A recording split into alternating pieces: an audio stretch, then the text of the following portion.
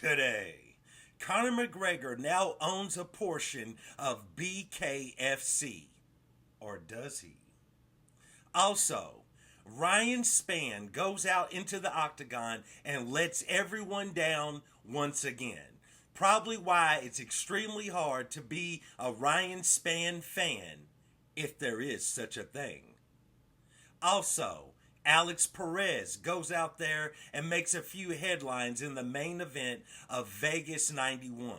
All of this and more on today's episode of Matter of Fact MMA. What's up? What's happening? Let's go. What's up, guys? We right back at it, right back with it. It's your boy Matt. We're here to go over a little bit of the weekend news, everything that went down. Let's kick it off with let's start with the UFC Vegas 91, where in the main event, as I'm checking my notes, we had Alex Perez go out there and defeat Mateus Nicolau. Now, this actually earned Performance of the Night. This was very interesting.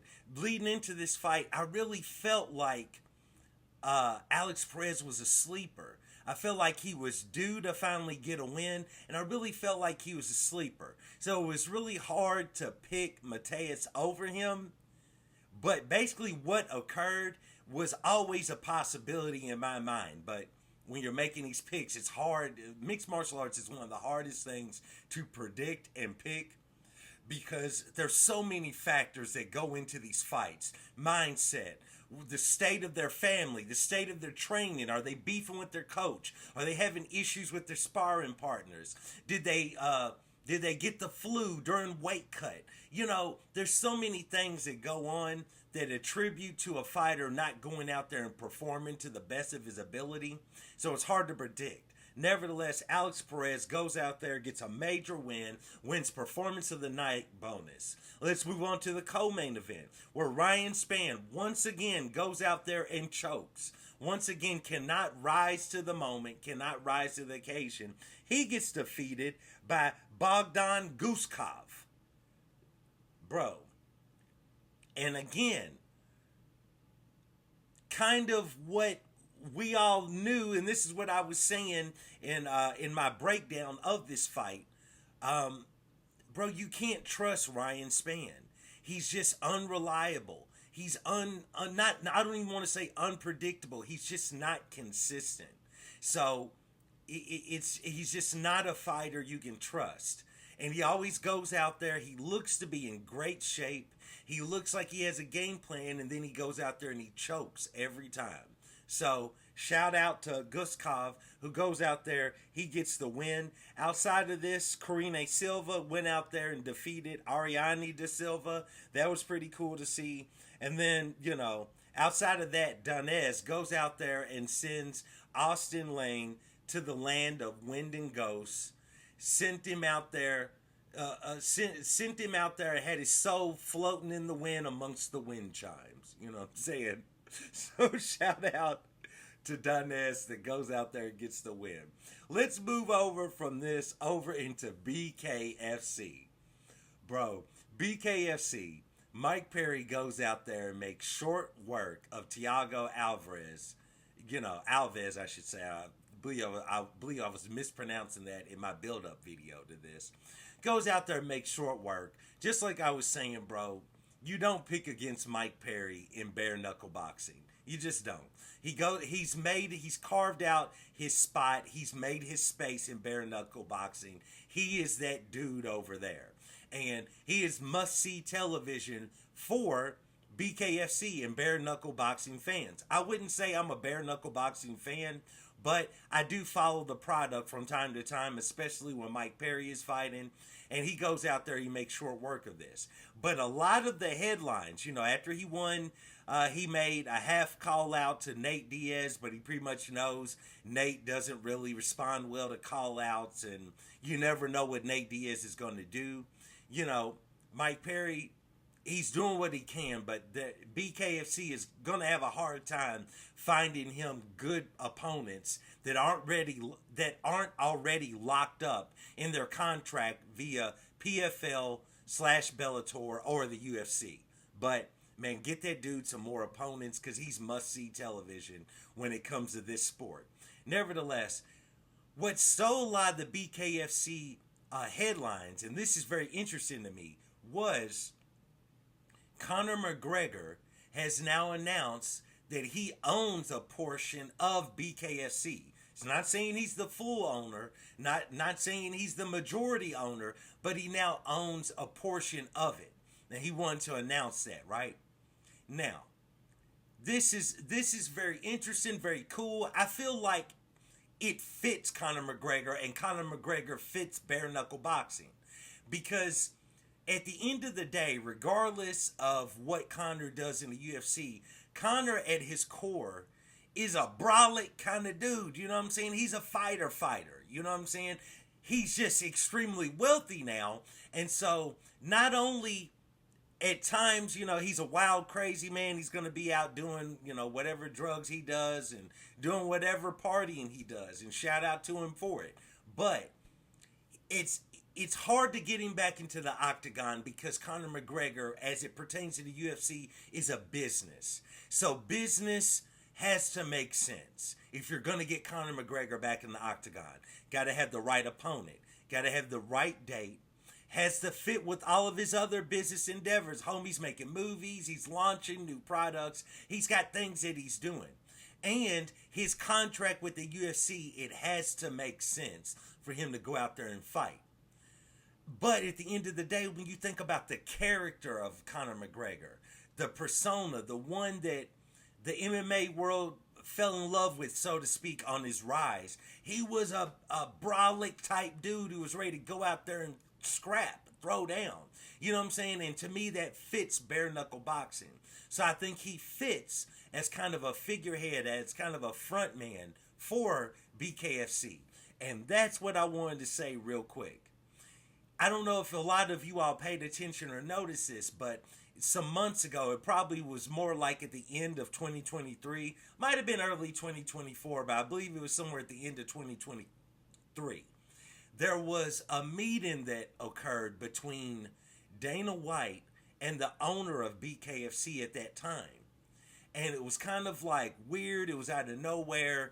And the photos came out on Instagram, and, you know, Dana White was asked about it at a press conference about him meeting up with the owner of BKFC and speaking with him.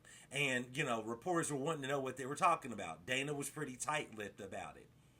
It would not shock me, because Dana has a pretty good relationship with the owner of BKFC. And while I'm saying that, I'll try to Google the owner of BKFC real quick, because I can't remember his name at this time. But nevertheless, Dana White he held a meeting with him, and he was asked about it, and he kind of was a little bit tight-lipped about it. You know what I'm saying? Let me see. Now it's telling me that the owner is Conor McGregor, and he is not the owner.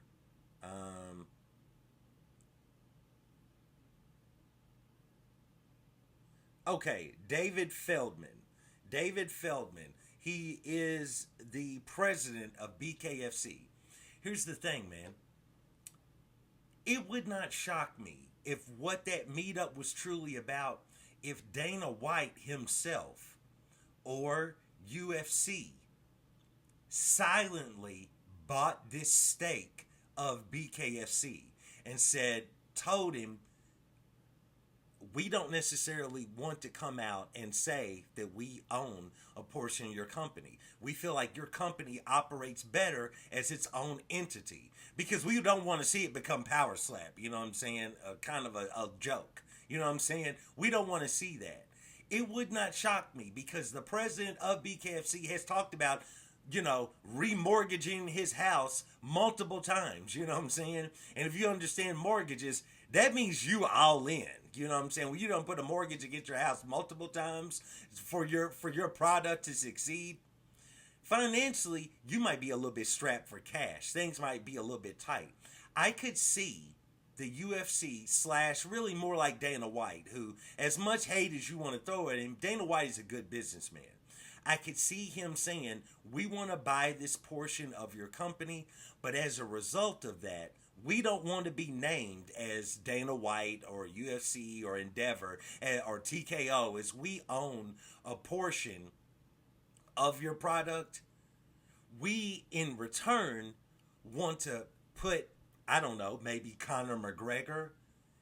We want to put him in that spot as the figurehead, as the public guy, and say, this guy now owns a portion of BKFC because it fits. Every time they have a card, you throw Conor in the ring in a nice suit. He's drunk. He's wilding. He's the king of snow. He does his thing. He gets out there. He calls fighters out, challenges them to fight other fighters, puts fights together. He kind of makes things happen as he shows up to these events.